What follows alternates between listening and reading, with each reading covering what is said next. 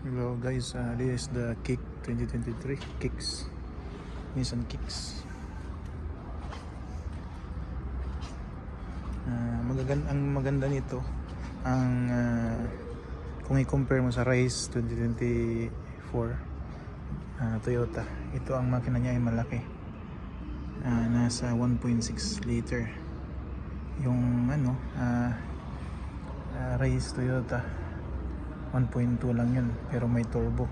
Ito wala tong turbo, tingin ko, kasi ganyan eh. Tapos ang kakainin nito per liters 18 kilometers.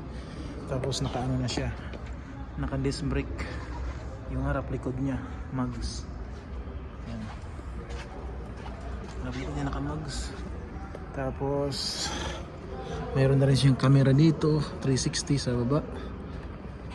Tapos naka leather yung loob niya, ganda. Ayan. Tapos meron siyang parking na parking din dito na hold. Tapos yung charger na wifi charger, flat screen siya. Wala siyang sunroof, standard lang to guys, pero maganda siya. Yan ang Kicks 2024 Nissan Kicks. Tapos yan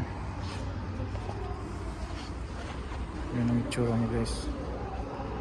Tapos itong ang price niya dito nasa 86.284.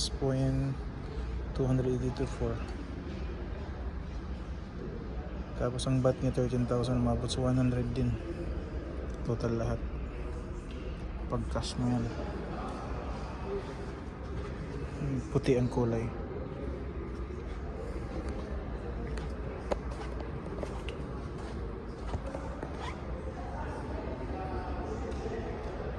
Nice yan, nice.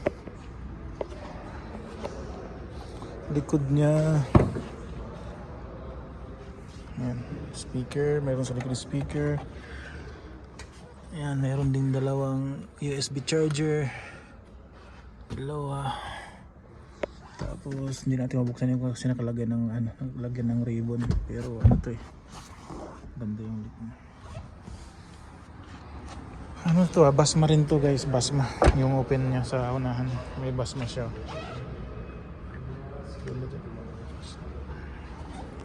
Basma yan.